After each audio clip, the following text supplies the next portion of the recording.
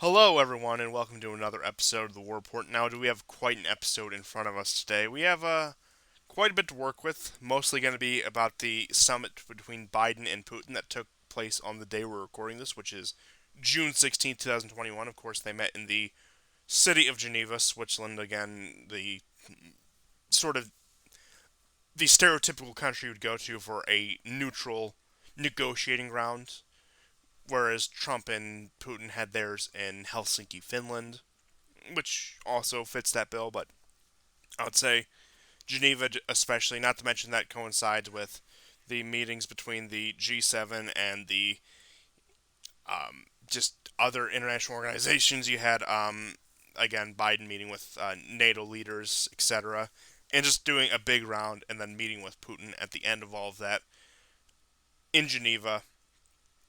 And before we get too much into that, I just want to cover a little bit of other news.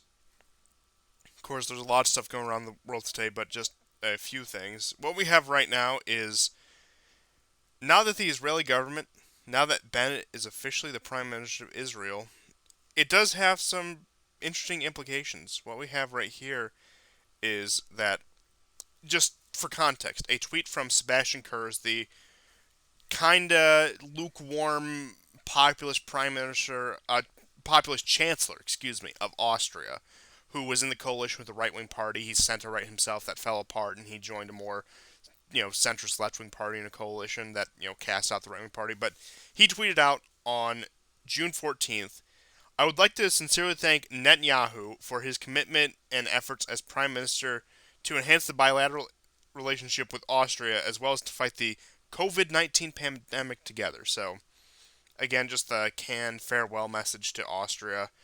And some may signal that this is a ending of warm relations between Israel and the populist leaders of Europe, so to speak, which I think there is some validity to that. I think there is something to that. And you'll notice that in that tweet, or there was a subsequent tweet, where he congratulated Bennett on his ascension into office, or again, any new member of the Israeli government. But I did see the other day another interesting thread I have to pull up here. But apparently, this is the most diverse government in Israeli history. And I just have to read off. You see, maybe I should have been a little more prepared for this, but I just have to read off all the things they included in this. So let me see. Right here. Uh, so what we have here, again, they started going on with. It was strange considering the fact that Bennett is supposed to be this like far right figure, and he's supposed to represent the people who are even more radical than Netanyahu when it comes to the issue of settlements. And again, but it was going on like we have an Arab Israeli in office, we have a Russian immigrant, like most of them aren't from diaspora from Eastern Europe. Yeah, That's real unique there. We have more women than whatever. We have a religious Jewish prime minister, whereas we have a secular liberal deputy prime minister, and just going on and on.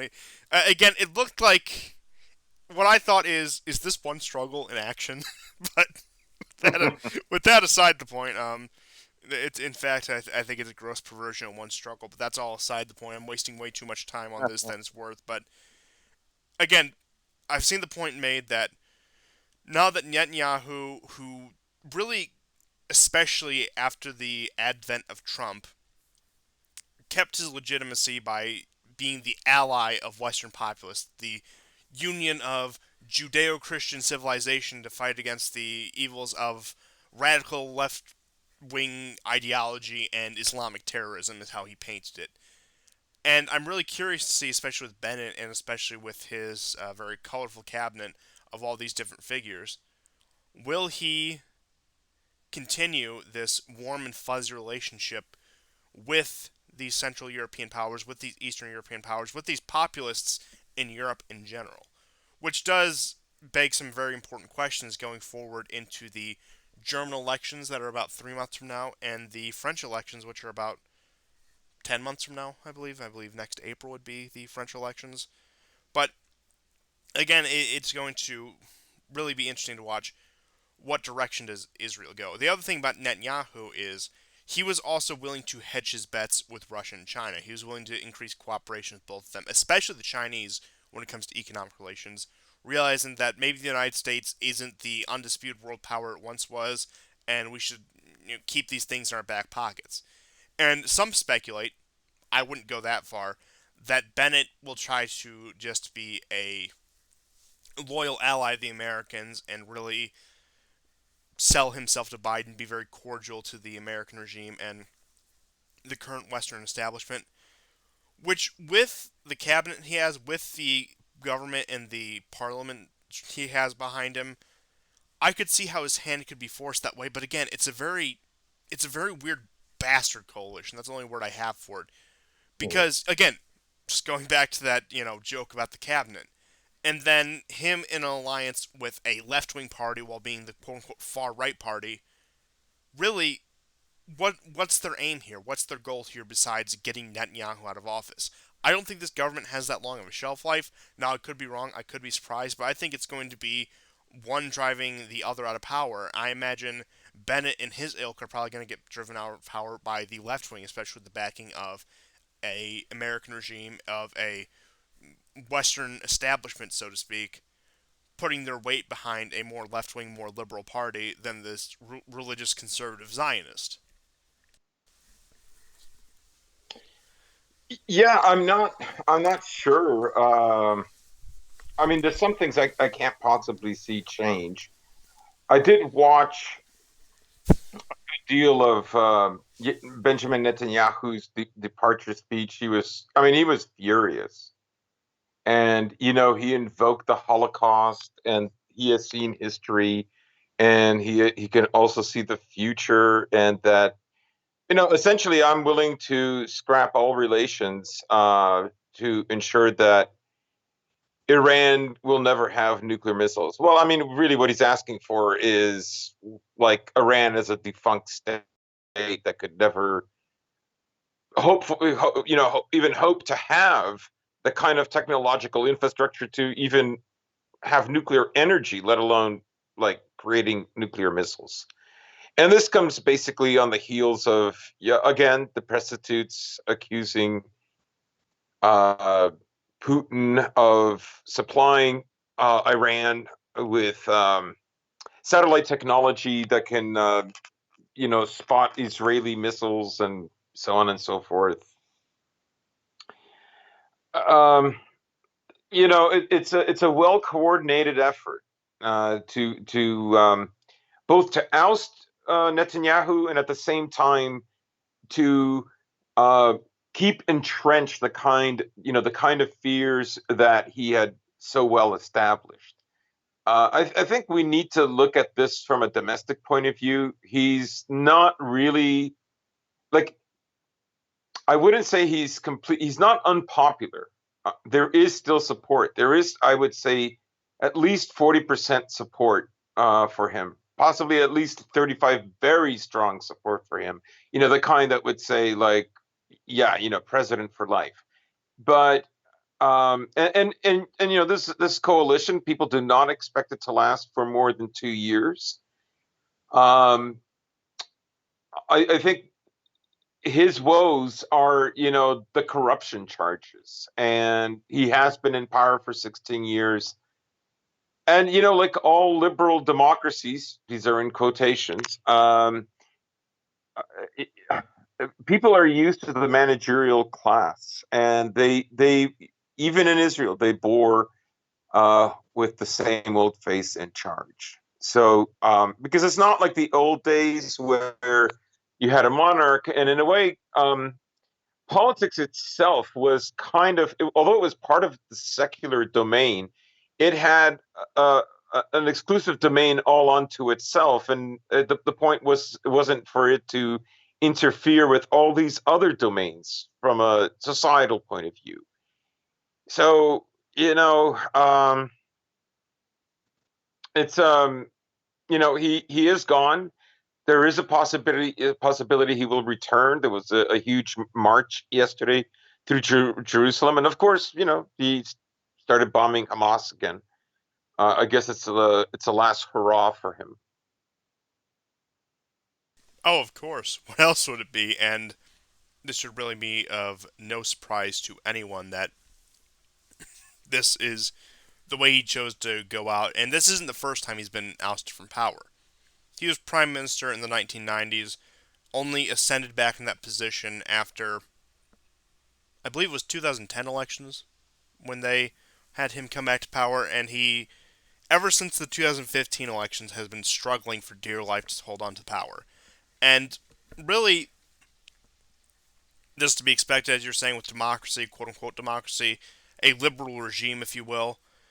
People expect the ruling class, again, there's an expectation that power must be shifted, that we must have this diversity of ideas leading our government, and that, well, if we don't change out power every 4 to 8 years or 5 to 10 years, then clearly there is something wrong. And like you said, he was up against his shelf life. At that point, he'd been pushing just about, let's see, 12 years in power, not to mention his first term as prime minister, his first stint as prime minister in the 1990s when Likud was first coming to prominence. So, really, it's nothing to be surprised about, but it does create a bind for Israel. And again, I don't Yeah. expect this coalition to last, and especially geopolitically, what does this new government, this quote unquote most diverse government in Israeli history, with all these different people, with all these divergent interests, what does that mean?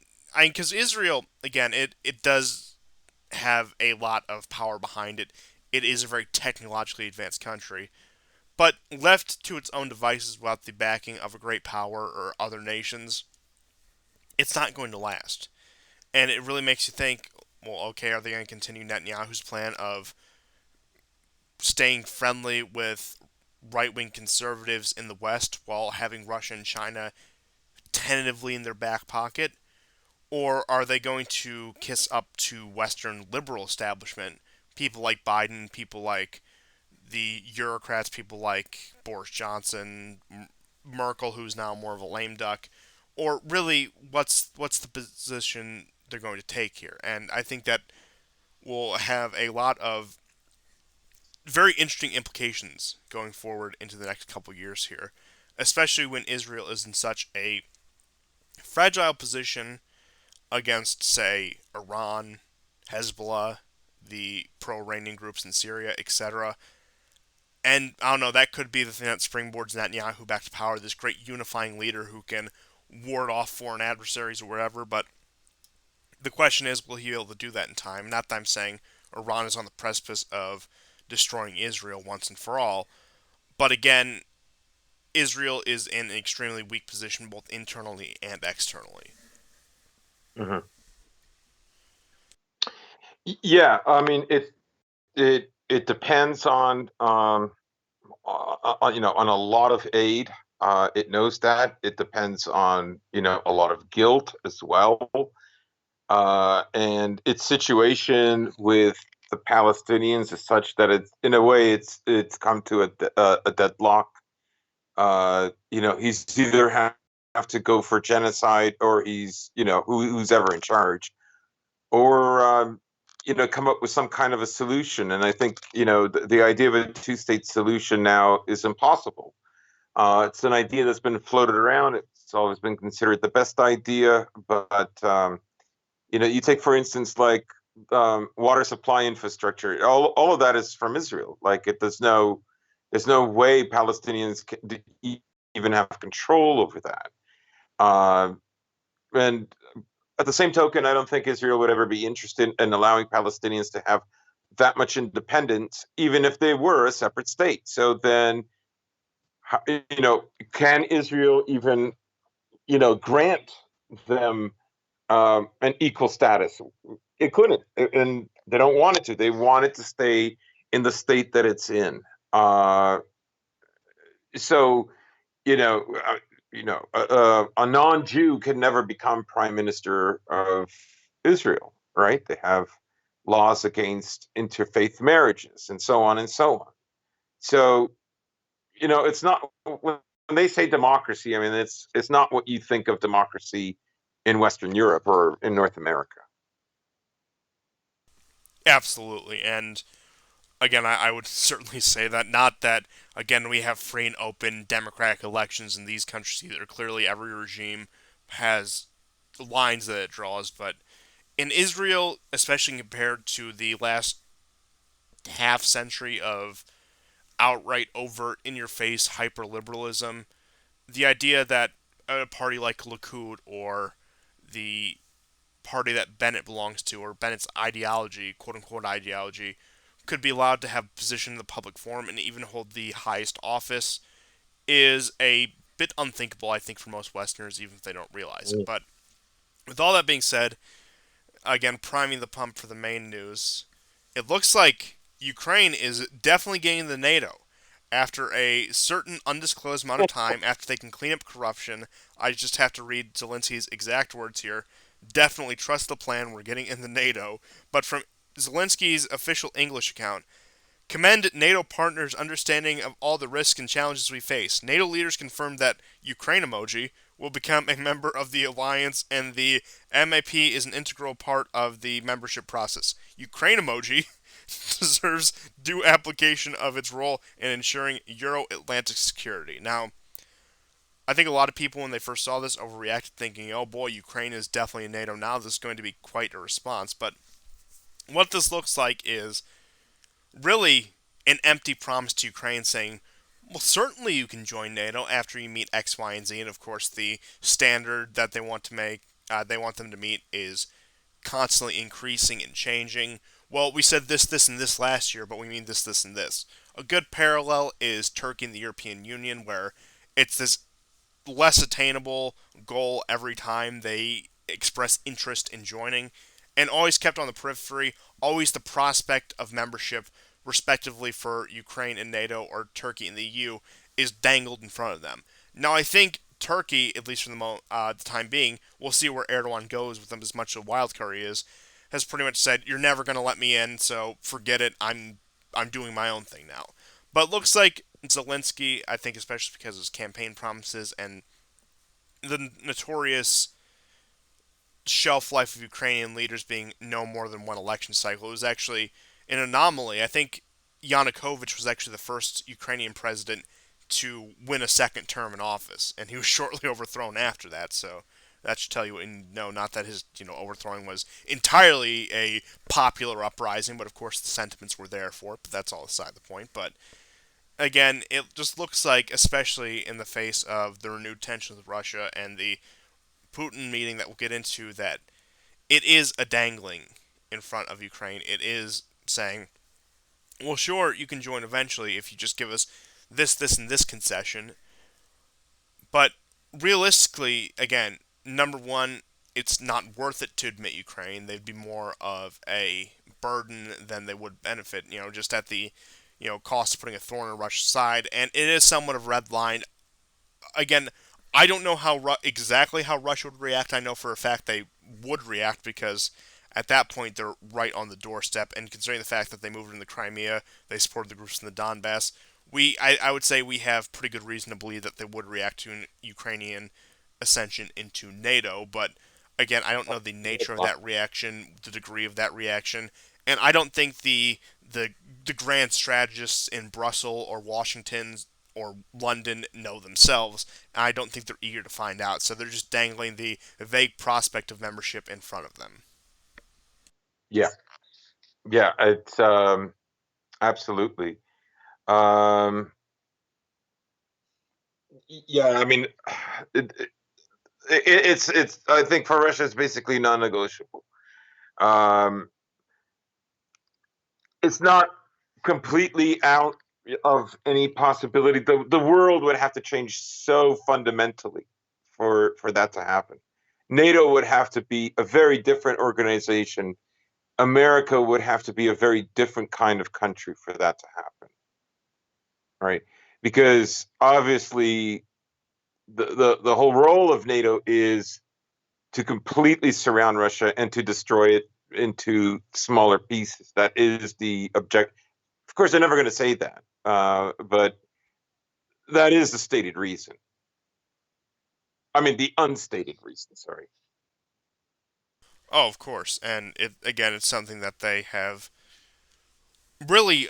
despite not outright saying, have made no effort to conceal that's what they wish to do going forward with Russia. And I would Mm, say, especially when the collapse of the Soviet Union happened, people talking about. Now, again, that conversation wasn't that widespread, but you can go back. There's people speculating, well, maybe this should also be part of Ukraine, or maybe this Caucasian ethnic group should be a separate sovereign state, or why don't we give more ethnic rights to the native Siberians, or et cetera, et cetera, et cetera. Now, Russia's in a bit more position of strength where you don't really see that sort of thing anymore, but again, you've seen the outlandish plans from various Eastern European politicians, blood feuds, say from Poland, say from Lithuania, Czech mm, Republic, wherever, who have these grand plans on how to partition Russia. Again, you see this sort of thing, but that's more of yeah, a sideshow. That's more of them pandering to, again, old ethnic blood feuds and their more nationalistic bases in their country. But when it comes to the stuff happening in Washington, London, Brussels, etc., again, ultimately they do want to see a balkanization of Russia to a further degree than it's already been balkanized. And I think for now they're living with this policy of containment that they have with NATO in the East and American assets and other various assets um, in the East, and again uh, Eastern European countries in NATO in the West, so to speak. And I think that was part of the big part of trying to keep China in our good graces, especially under the Obama administration, very conciliatory towards China, trying to repeat what Brzezinski proposed, where again they keep the two split apart and they keep them against each other, and they have again China on their side. Of course, Brzezinski also comes from that tradition of ethnic blood feuds, being of Polish extraction himself. I believe actually born in Poland in the 1920s. So again, mm, that's an aside there. But really, they'll take what they can get for now, and I think they've realized that they have let this slip through their fingers, and that the time to really deal the crushing blow to the Russians was in the 90s, even the early 2000s, but pretty much anything pre-Putin. They thought they had a loyal puppet in Yeltsin, but it is, hindsight is always 2020, but the opportunity to destroy Russia was they should have just increased pressure in the 90s, but they decided to reconcile. And that has very much come back to haunt them.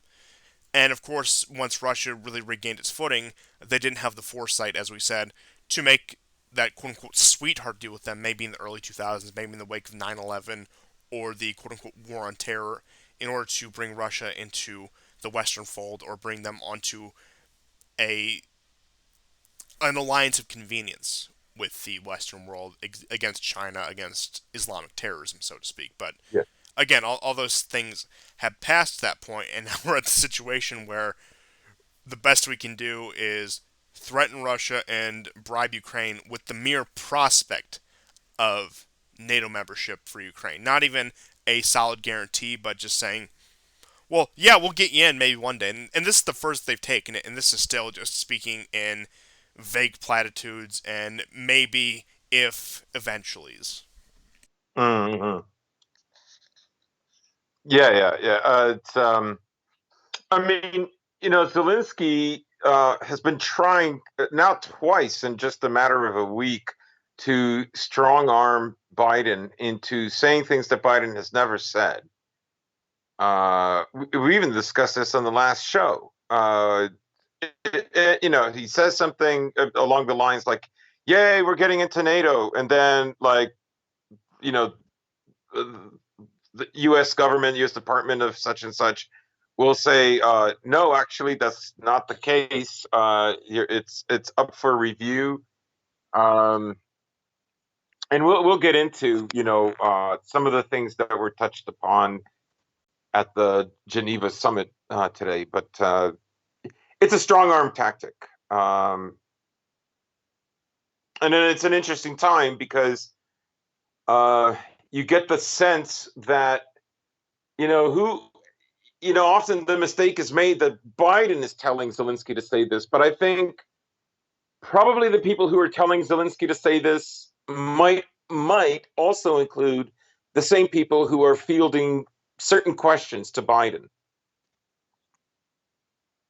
Yeah, I would say so, and that goes back to the role of the press, which we'll get into, especially the Biden press conference. And again, just some thoughts I have on that with the press. I will get into eventually, but it is this weird media-driven narrative. Now, again, you'd think theoretically the media is supposed to report on the narratives put out there, not be the drivers of the narratives, not be the progenitors of the narrative themselves. But it looks like that role had been reversed, and I do think that does show a stark contrast between a state-run media and a media-run state, as some people in again more of the like Yeah, reactionary circles like to say. Which again, I think it's a good analysis, but again, phrases like that can only express so it's a much. very apt it's a Yes, very yes. apt term and an analysis. Um, but yeah, with that, and again, I think there'll be room to touch on that later. But I suppose we should get into the actual meat and bones of the summit before we get into the fallout of it. So, after Biden has his fun gallivanting and wandering off in the middle of nowhere in the summit for the G7 in London, of course, which Boris Johnson promised to have both a more gender neutral and more feminine approach to the world and combating climate change, as we went into last week, of course. That was the regular neoliberal backpatting. We're so great, and here's our agenda for world domination. Just the typical nefarious stuff you'd expect from the liberal globalist elites. Blah blah blah blah blah blah. I feel like I'm repeating myself over and over, show and show again, but that's kind of the point of the show. With that being said, Biden decides to make his way on. He decides to wander his way down to Geneva, where he conveniently runs into Vladimir Putin, like it wasn't planned or anything. And they decide to have a summit on various issues, including Ukraine, Belarus, the current U.S.-Russian relations, the very brave, very noble political prisoner known as Navalny, and it really became, especially with the press conferences, which I think is really the main story here. But just get this stuff out of the way.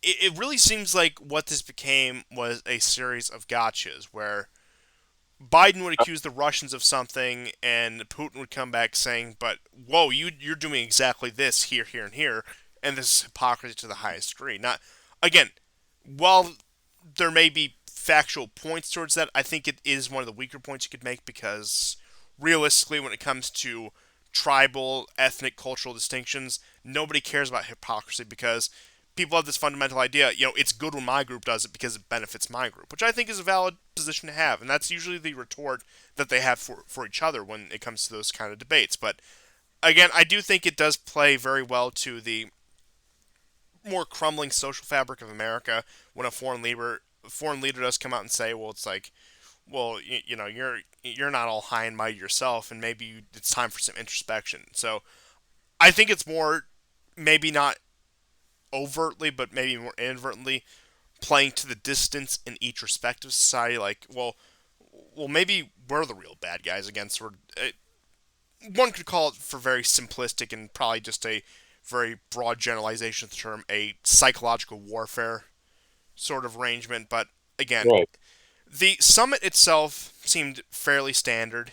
Again, there was, in my opinion, maybe you'll disagree with me. Of course, the body language experts come out in droves after these sort of summits. It did seem a little heated between the two, whereas between Trump and Putin in Helsinki in 2018, there seemed to be a very calm feeling towards it. Like these two men genuinely understood each other and could actually speak to each other in what is theoretically a productive dialogue.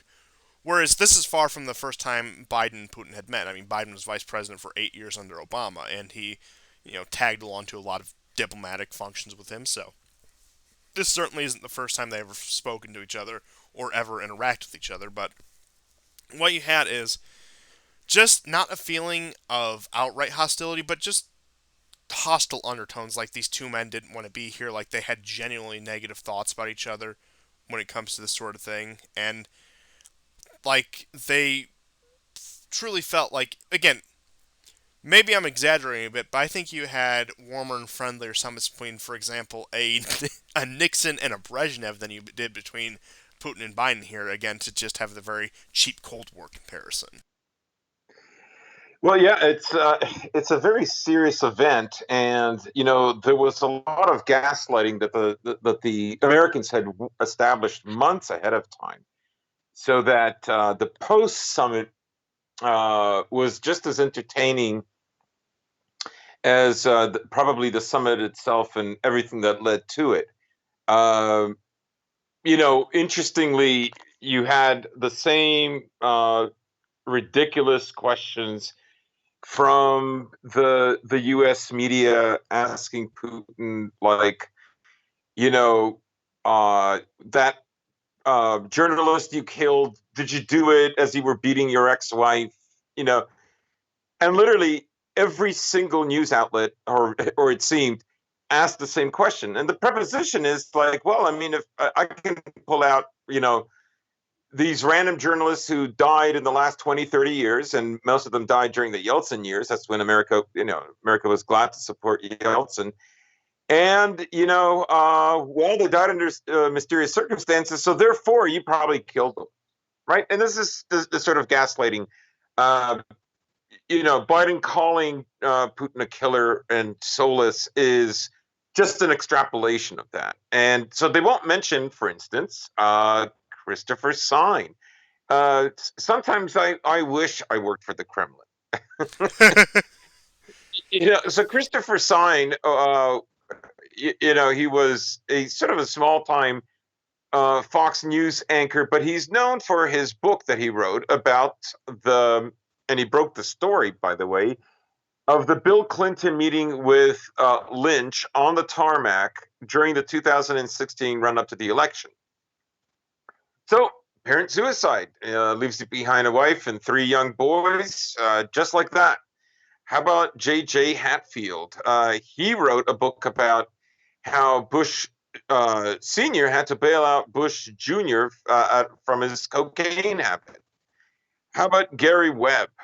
Gary Webb wrote a book about the CIA and its connections to crack cocaine. He died too. How about Michael Well, Hastings, not who all wrote? Gary Webb I'll mention in particular.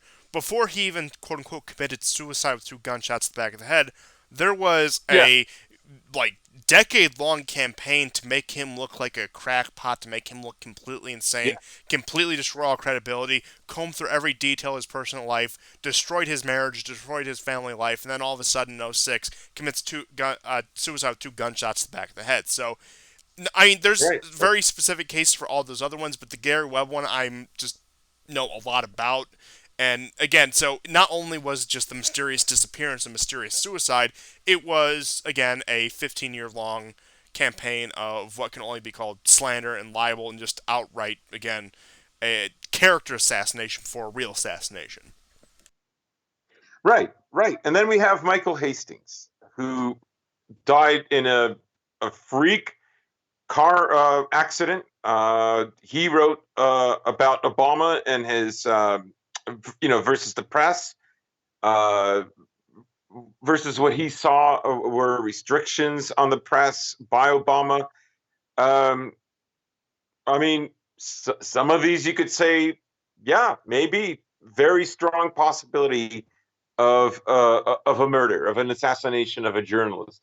Others more dubious to label it as such. But it's constantly. And the Russians still, except for this summit, they refuse. I mean, there's Vincent uh, Foster. There are many figures around the Clintons that we all know, like over 12 dead bodyguards. You know, again, just the coincidence. I think this was the first time Russia is uncomfortable doing it. Frankly, it's never done it before. To go into these sort of sordid details, Russia is very much kind of like they they they perform their diplomacy in a kind of an old world way, kind of like early 20th century, late 19th century Yeah, sort of way. like the sort of thing that you'd expect from a Metternich rather than a Kissinger, so to speak. Right. A very good, very good comparison. Yes, exactly. And um, I mean, these things are getting so tiresome, and even for Putin, he was exasperated by it. says, "Well, I've already repeated this, but I guess I'll repeat it again for you." Um, it's sometimes it's just it's hard to watch, honestly, uh, because I understand the strategy so well. And then there's the finer points of the strategy when Biden was giving his post summit speech. And interesting to note, the speech was cut an hour short with no break. So obviously, you know, despite what they might say, they were eager to get out. Sleepy Joe. Uh, yeah, Sleepy Joe.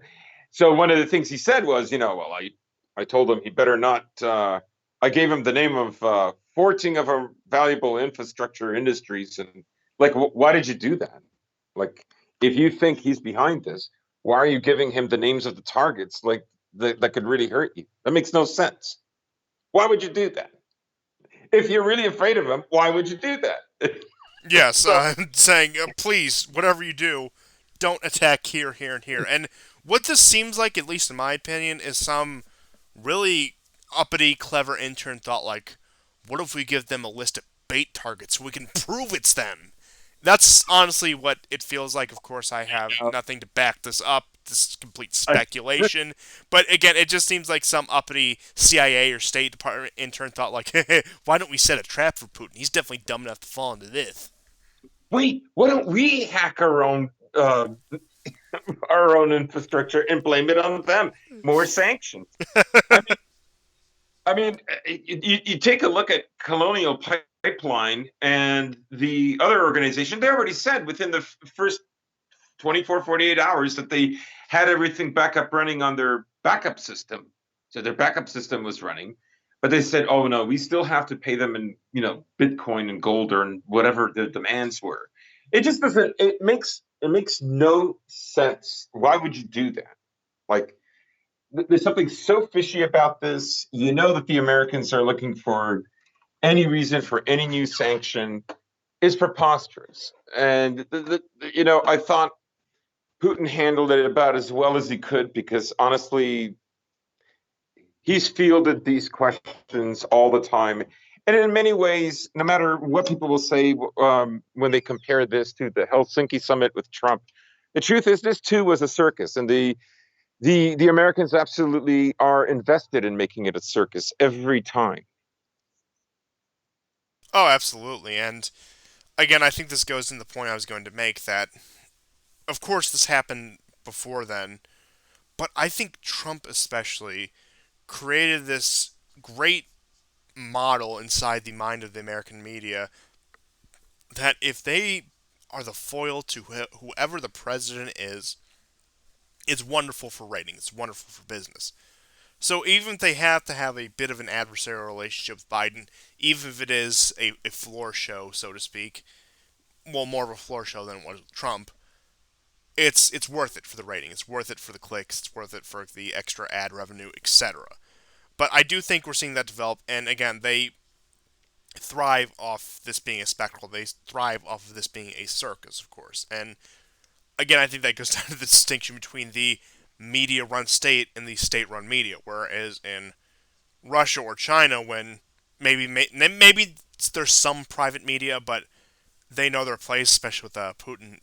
Just the bane of all journalists. He haunts their nightmares. And any one that steps on a line could all of a sudden, just end up laying there dead in the streets of Moscow. You know how it goes there. But again, I do think it's this distinction you have where in a more traditional quote unquote authoritarian regime, the media pushes the narrative that comes down to it. Whereas when you get this quote unquote liberal and democratic regime where there's quote unquote free press, they had the ability to concoct and disseminate their own narratives. Now, we all know those narratives are coming from elsewhere. It's just that there's layers of obfuscation to show that, well, of course we didn't do it. We're just the press. We're just reporting on what's happening.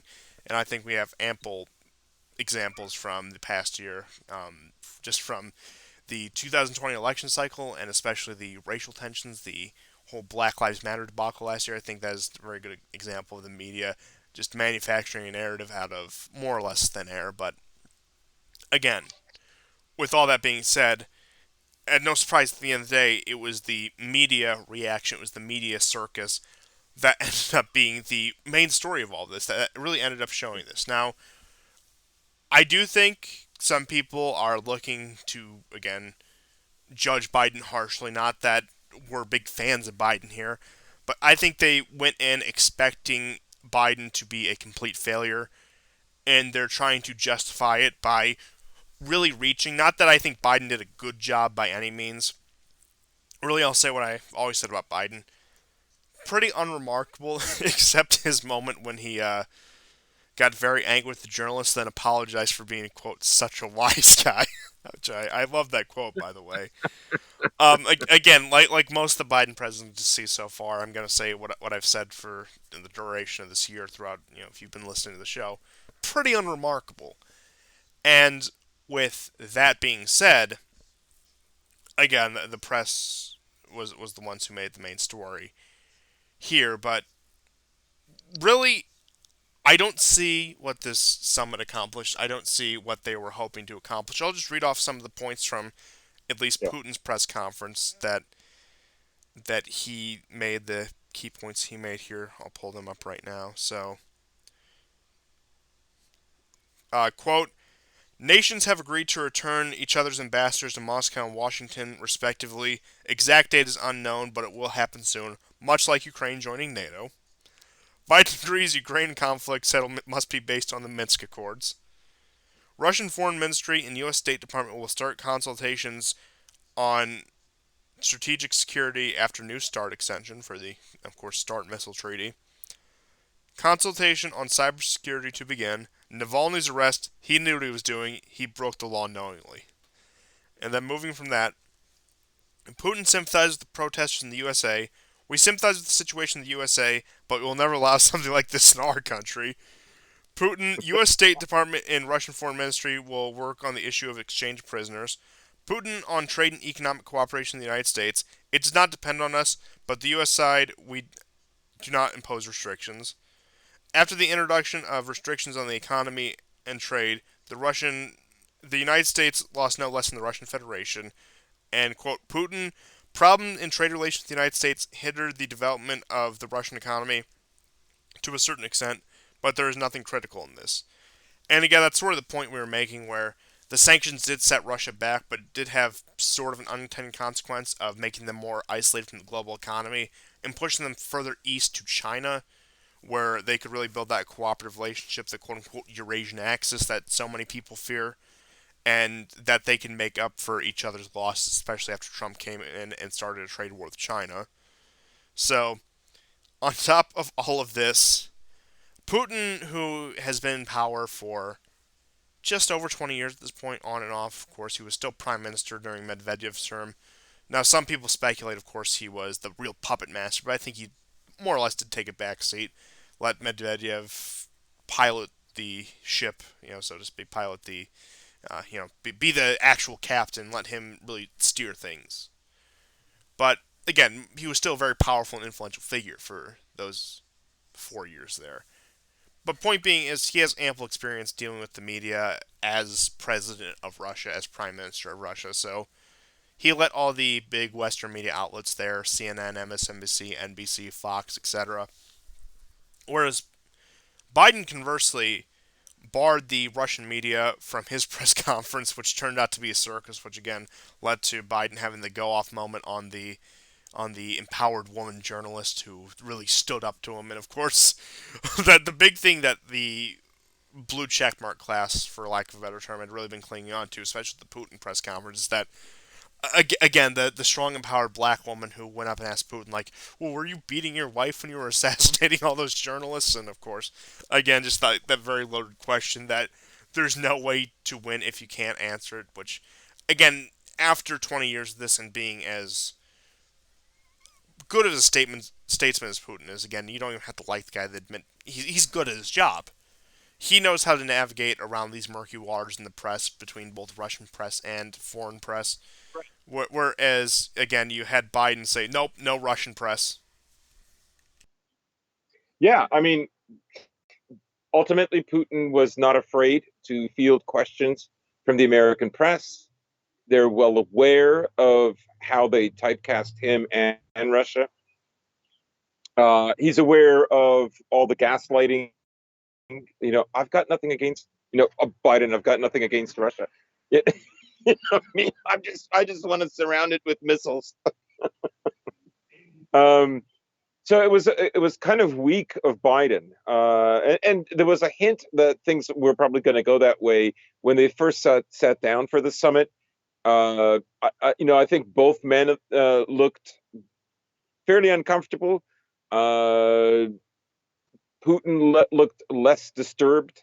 Uh, Biden kept crossing his legs and folding his arms on himself. Then, of course, he looked at his little flashcards, like, so, he, I guess, wouldn't forget what to say or ask. Um, so it was not, that kind of gave you a hint. So I wasn't surprised that much, although I was disappointed that he refused to entertain any questions from the Russians. And of course he would, right? It ultimately shows the kind of power that America has at the moment, but also how brittle it is. Yes, I would agree. And, brittle, tentative, and really just a loose grasp on again, a behemoth. And I think this plays into Putin's comments from about a week and a half ago, where he said the United States was making the same quote making the same mistakes as the Soviet Union did, and more or less making a very bold statement about an impending American imperial decline. Which maybe he's listening to a certain show on YouTube. Who knows? But uh, I thought that was an interesting escalation of the narrative because, of course, it wasn't like threatening, it wasn't hostile. The way he presented it, at least, I will say, came off as a warning saying, like, you're making a mistake, you shouldn't do this. And again, I do think that shows that Putin still does have some pro Western sympathies, which is, again, how I say all the time. He started his career, he wanted further integration with the West, he wanted the U.S. and Russia to reconcile after half a century of hostilities and become allies or equal partners, or at least have a workable relationship. And you can see to this day, even meeting with Biden, it seems like he still has some degree of desire for that. Now, I think he's become much more realistic and much more pragmatic about that, especially after Georgia, especially after Ukraine. But it does still seem like, with that warning and with this summit, that there still is an inkling of that, even just for pragmatic purposes. Hmm. Hmm. Yeah, I would say that Russia in the '90s was going into this neoliberal direction, reducing nationalism, increasing integration. Of course, they got robbed uh, during the process with all kinds of Ponzi schemes. And then the people who paid for those Ponzi schemes, became martyrs of the West, and like Magnitsky and all those people. So, and then basically it was Primakov who said, we can't keep going down this direction. We have to adopt a much more nationalistic approach from the past, and or else we're done for. And if people don't know who Primakov is, he's the famous prime minister who served from '98 to '99. He's also touted as one of the people who got Putin to run for president. But he's known for the famous U-turn over the Atlantic. As he was flying to New York to meet with Al Gore, they had already been promised that they would be notified uh, if America was going to bomb Yugoslavia, and that they weren't going to do it really. And of course, he's also going to meet Al Gore and sign an IMF treaty because basically at that point Russia had become bankrupt. And when he heard this, he literally turned the plane around.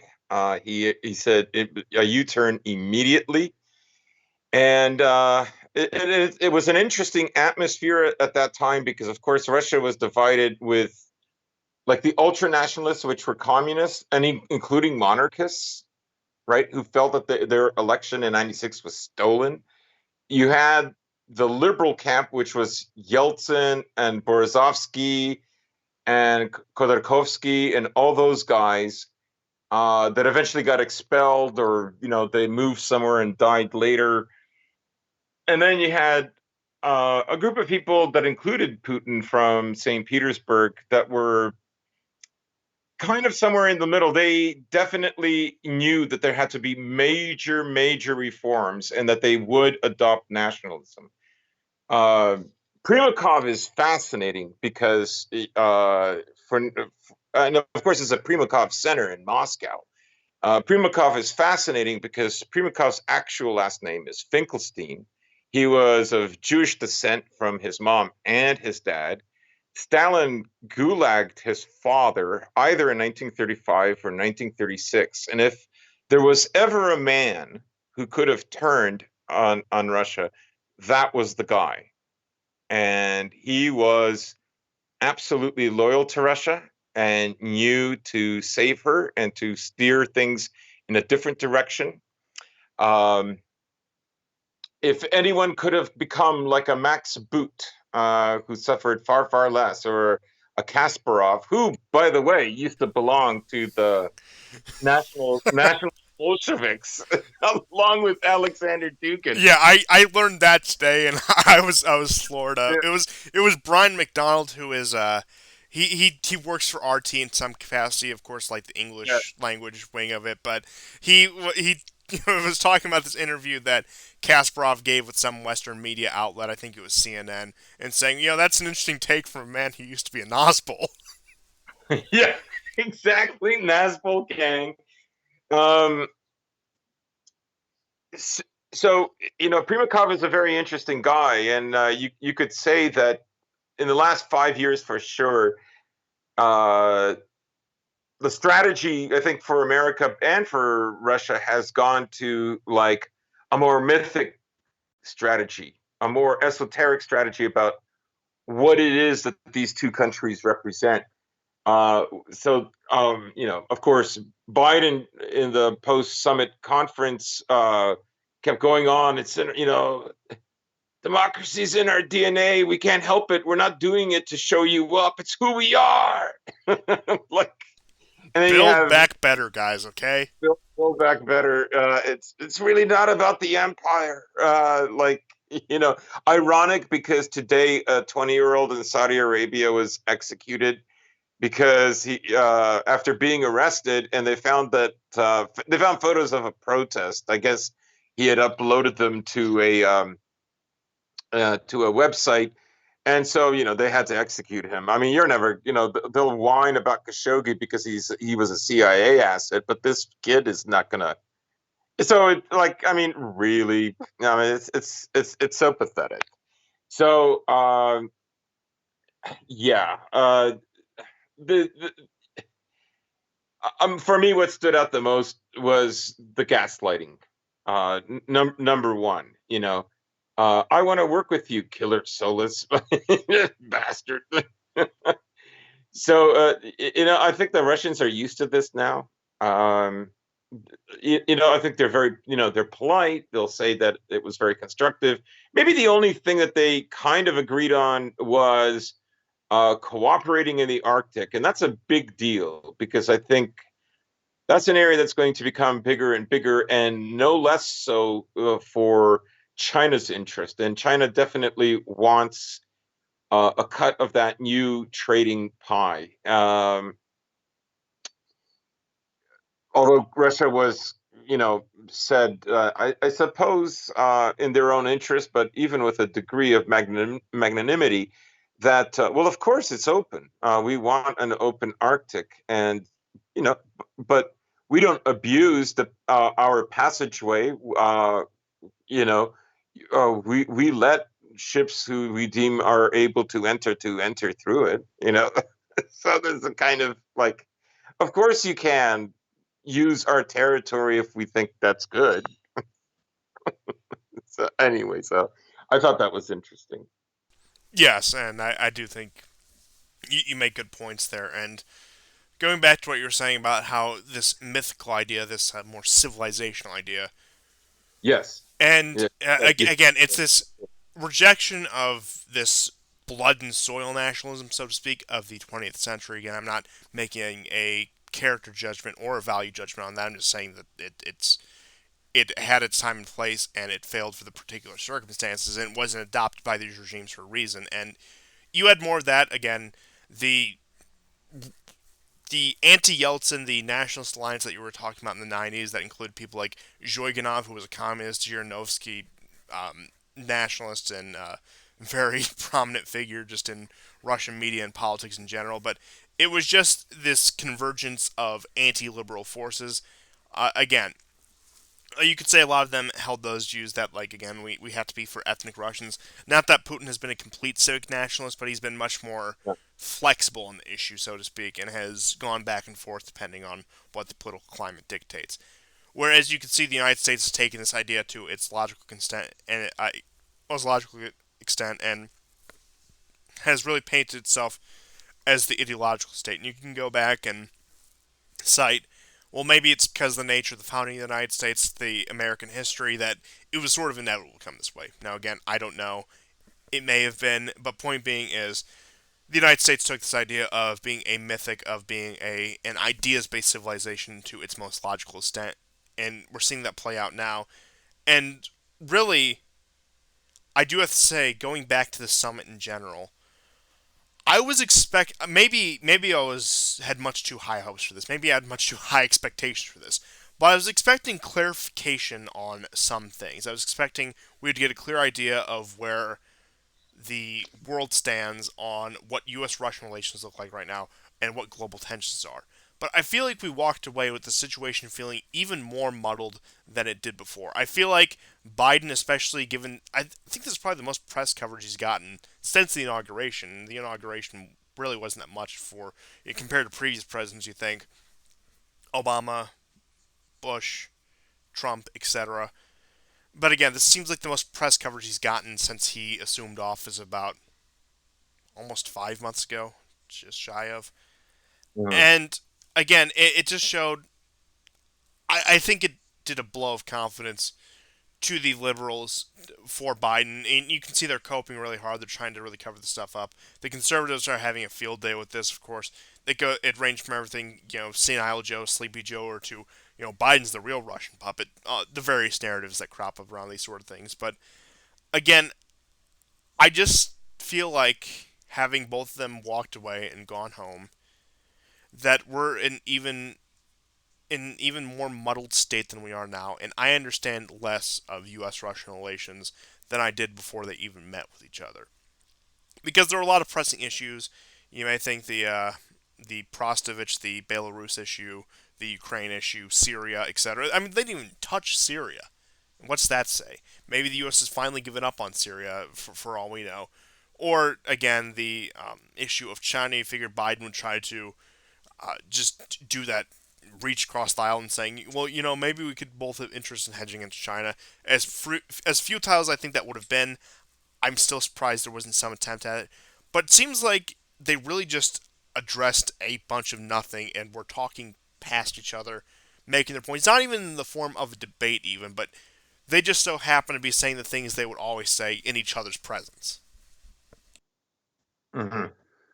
Well said. Yeah, I mean, I gathered that as well. That was a kind of underlying feeling that I didn't manage to articulate. But yeah, I think that was there, and I think that probably goes a long way to explain the kind of tension that was in the room. Um, I was surprised that they didn't take a break, and I guess they decided we're not doing lunch. We're wrapping this thing up. We're not going to go 5 hours. Although another sort of interesting tidbit is Russia conducted its largest naval war games exercise 300 miles west of Hawaii today. China did their own air-based war game exercise circling around the perimeter of the Taiwanese airspace.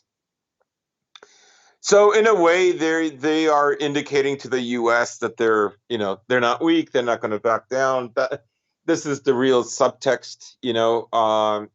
In a way, those exercises probably point to what is actually being discussed more with Blinken and Lavrov and with the specialists that are on board than necessarily between Putin and Biden.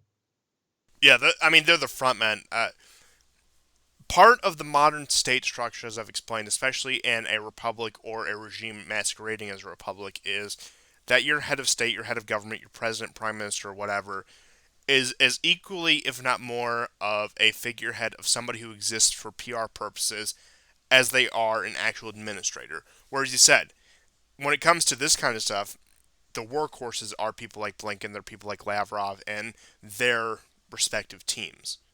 So there's Mhm. probably a lot more interesting things behind the scenes that it'll be some time, probably weeks at least, before we actually figure out even start to scratch the surface of the details with those. But again, at least with the Obama Putin meetings, or especially the Trump Putin meetings, you had an idea of where things stood. Now, whether that be cold and icy, or whether that be things are somewhat starting to warm up, but maybe not entirely, this seemed like a muddled mess. And I would put that blame squarely on Biden because, again, of Biden's mental state. And if you want to reach really far, which I wouldn't go this far, but I'm going to put this out there for the sake of discussion.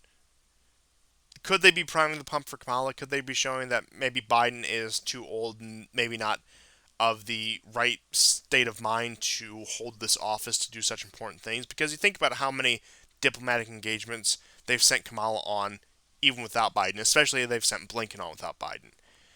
And one may think that maybe they're starting to show for after the midterms or whatever, or after whatever designate point they have, that they will forcibly retire Biden in place of Kamala Harris. I wouldn't go that far, but simultaneously, I wouldn't be surprised if that's what they're trying to do right now.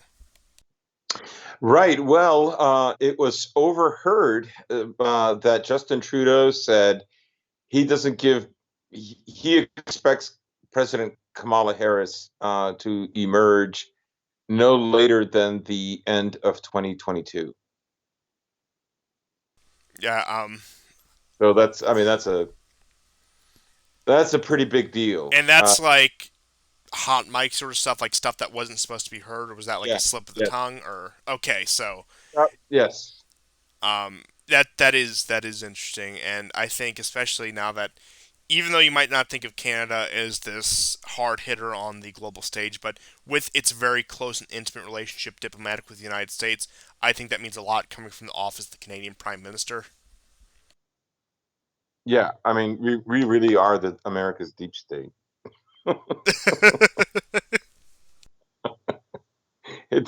Our weaknesses are guys. Um, yeah, so apparently that's what he said. And, I think people have seen the video of Biden thinking that the president of South Africa hadn't been introduced, but Boris Johnson had already introduced him. So, there's a reason why he has his notes with them and he has to check on them. Like nobody wants to see, even a guy like Biden. Nobody wants to see an old man go through this.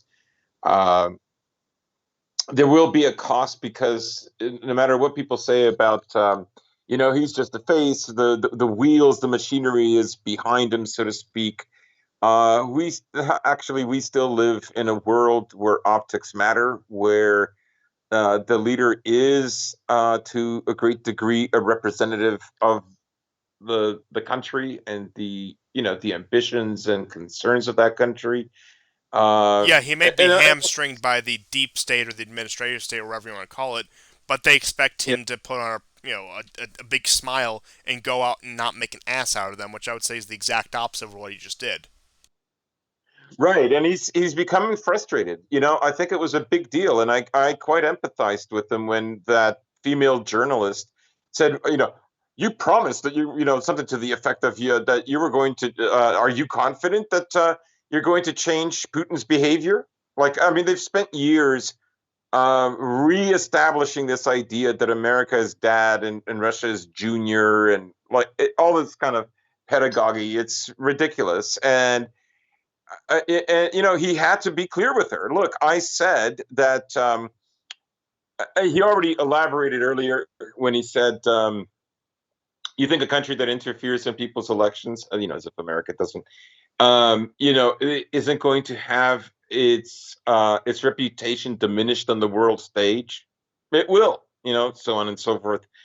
But of course, he didn't mention that. He mentioned that earlier. But when he was confronting her, he said, "Look, I said that, uh, you know, that you know, there will be costs that will diminish their reputation." And that is, and I'm just stating the facts. And he said, like, you know, what are you doing? Yeah, are you know, what are you even doing in this business, or words to that effect? I kind of wish he didn't apologize later.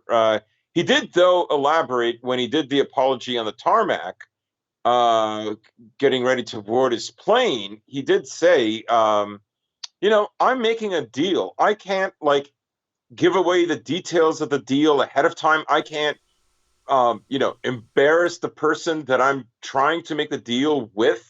Like, that's not how these things operate. And I think that's what he meant about, you know, the business end of it. So you have to wonder, like, how much of this is just the press, like, you know, basically high on their own farts, and how much of it is, I don't know, the Pentagon or deep state pushing him this way. Maybe they have misread the Pentagon, because of course the leaks that we saw through the Trump administration, and I mean, it's well established that the Pentagon gives them these leaks, they report on it, and so on and so forth. And I think over a period of time, especially in the last years, particularly with, you know, the end of Obama's term and then working against Trump in the next 4 years after that, we're seeing a really close um, alignment of the Pentagon and the CIA and the media. It's There is virtually never any criticism on anything they do, and you know, there's essentially very little information that they give you, whether it's, you know, the war in Libya or the ongoing war in Syria and what is actually happening there. Just some basic talking points. So, you know, what made her, you know, do this? Why is she trying to? Why does she have the Zelensky syndrome, where she's trying to strong arm a president to act a certain way? It's very novice of her. You know, I do think that their egotism has reached a kind of saturation point. Oh, absolutely. And I do think that there will be a point of reckoning about this, and especially, like I said, I do think part of it is that ratings game, the idea that they realized, if we're adversarial towards the president, even if it's not Trump anymore, we can still squeeze quite a few views, quite a bit of ad revenue out Mhm. of this. But again, I also do think it comes from the, what you could, I guess, say, warring factions within the deep state, whether that be the Pentagon, whether that be the State Department, intelligence agencies, etc. I think they all have their stake in various media outlets, various modes of public influence, and that, you know, the more or less fall in line on the very important things, but it is a contest for influence against Mhm. each other. And I think a Yes. lot of that ire is directed at Biden because what they expected to be their saving grace from Trump after this 4 years of this, you know, evil megalomaniac tyrant, blah blah blah blah, etc. All the garbage they said about him, that turns out Biden in his senility and when he's even appearing in front of the media is actually a major disappointment for them. Yeah. And that's really the only way I can put it. And again, I think this summit and especially the media circus from it and the fallout from it has opened up a massive can of worms when it comes to just the Western establishment in general. I think this will have consequences for the weeks, if not months, to come. Uh, just down to all the various little things. And I don't know, maybe I could be wrong with that, but I have a feeling even though they cut the summit short and went home early, that we have far from seen the end of this. Oh yeah, most definitely. Yeah, there. I mean, the same tests.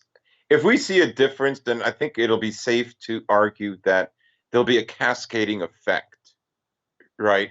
That if that is, if there's a red line that's crossed and Russia doesn't react, or I didn't know, Biden reiterates that Ukraine has to stick to the Minsk agreement, which had to have been I think devastating for Ukraine, if I'm going to be objective about it.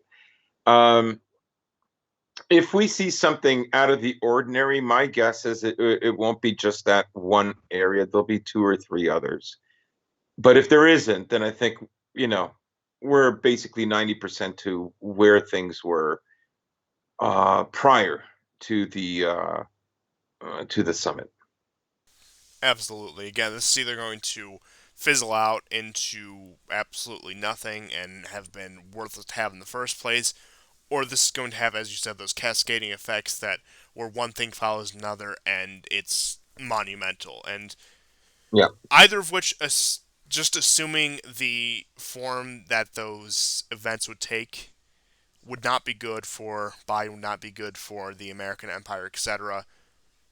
So it's really a no-win prospect because I don't like, yeah, there's some possibilities where this could come back to bite Russia, but unless something big comes out within the next few days, unless Biden has like this one last ace up his sleeve post summit, however the hell that's going to work, he thoroughly lost out in the optics battle, in the narrative yeah, war to the Russians. And I really don't see how there's going to be a recovery from this. That, again, we are getting, ironically enough, as much as I hate to say it, with the whole like Trump rhetoric. Oh, nobody has been tougher on Russia than me, and that's more Bernie, but um, you get the point. yeah, And again, it really vindicates that the so-called Russian puppet Trump ended up having more of a hawkish stance towards the Russians. Not that Biden doesn't, but I think it's just the issue of effectiveness, that the fact that his hawkishness has been less effective, so to speak. But it's again created just a very odd and awkward situation. In which case, like this summit was, in retrospect, a very bad call on Biden's part. He should have yeah. went to go hang out with the G7 leaders, do the neoliberal figurehead sort of thing where they all get together and bloviate about the problems of the world and how their ideology can solve it, and how they're such wonderful people and pat each other on the back. Go talk to NATO and reassure them that, yeah, of course we have your back, and then turn around and go home. And really, I don't even know what the Biden administration was looking to accomplish with this summit. Yeah. I couldn't start to begin. Like, again, I know the Russians are just generally very conciliatory towards the U.S. just because of the current diplomatic situation since the end of the Cold War, that they've almost always, say, taken the road of diplomacy in that manner. But again, in terms of Biden accepting this Mm. proposal or proposing it in the first place, I see no rhyme or reason as to what they were trying to do. Did they think they were going to get one up on Putin? Did they think that Biden was going to make a fool out of him? Because the exact opposite ended up happening. Right. And Biden, I mean, sorry, Putin played Biden very well in very subtle ways. One of them was, the media does fawn all over Biden like he's their granddad. And, they'll frequently ask him, more so when he's at home, about how he's feeling. How are you today, sir? You'll hear that once in a while, right? Just let the public know how close the media is with the president, as if like that isn't going to upset like 50% of the country, but it's supposed for the other 50%. It is a kind of normalcy that has reintroduced itself. We were so used to that with Obama. Um, however, the Putin very skillfully used the same rhetoric when one of those reporters asked him, just as they were about to go into the building where they were having it. I think it's it could be a hotel or a villa of some kind. And she says, "Sir, how are you today?" I mean, that's not really, you're on his side. That's not a good question to ask. That just reinforces the fact that he's very elderly, that he's having some cognitive difficulties. That's not good. But Putin absolutely capitalized that when he said, "Oh, you've had a long flight. How are you feeling?" You know, it's it's kind of I mean, it's fake, right? He's pretending to be considerate and caring, but really what he's doing is revealing Biden's inherent weaknesses at his age. So I thought, going into this, I thought like Russia is crazy to do this summit. It's going to be another circus. But in the end, I have to say that Russia edged things out. They basically came out on top, and we had that Putin bringing up January the 6th, coinciding with Fox News and Tucker Carlson revealing that there may have been more than just a handful of FBI provocateurs in the January 6th riot, but there were a lot more. So one story tended to complement the other. And so Russia, you know, Wow, came out. truly a color revolution down to the details from May of last year up until January 6th. From provocateurs, from media narratives, from this really Yep. astroturf revolutionary further.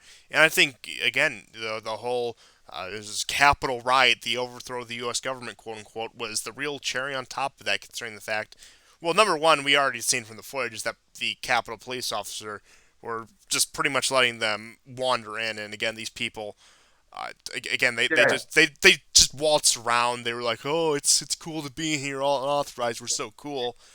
Of course, wasting that momentum. Not that, of course, not that I would ever condone such a thing. Not even trying to steal the left's tactics from the '60s and doing something like a sit-in, for example. But whatever.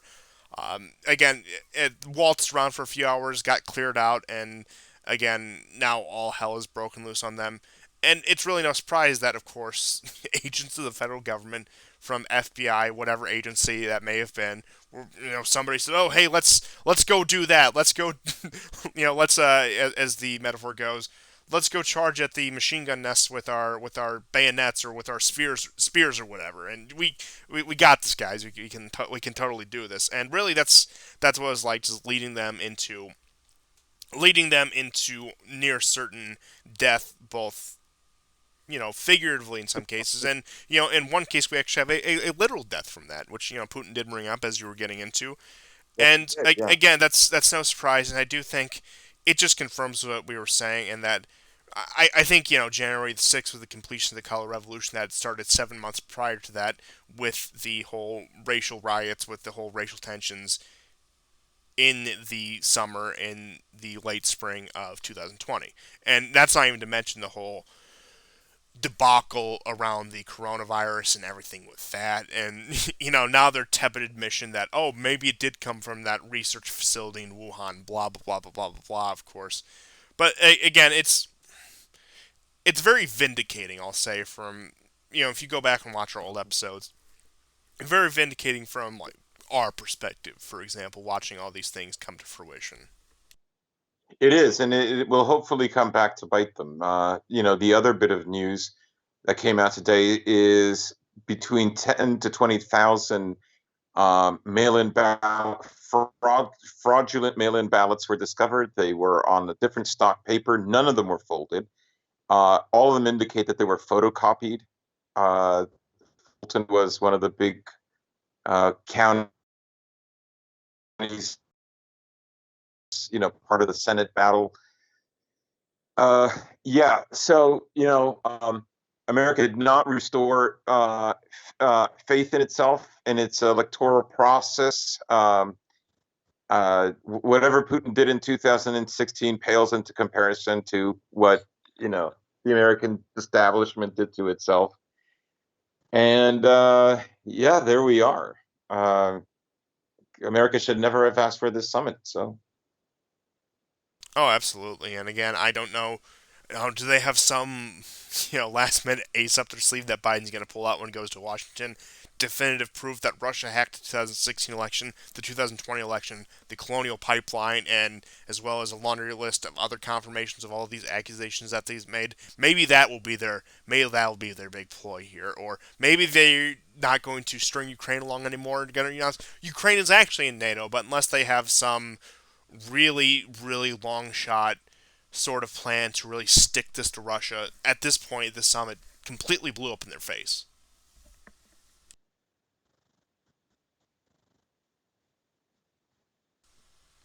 But Yeah. that's all I had for today. If you have any additional stories you think we should tack on here, now would be the time. Yeah, no, that's it Yeah, for the Middle East was me. surprisingly calm this week, especially compared to the rest of the news we had today. So I hope you guys enjoyed this episode of the War Report. We will be back next time with another exciting week, or give or take, of geopolitical news and civilizational analysis. The usual that you kind of expect. The place you go because you know and love it. But we'll see you guys then, and goodbye. Take care, guys.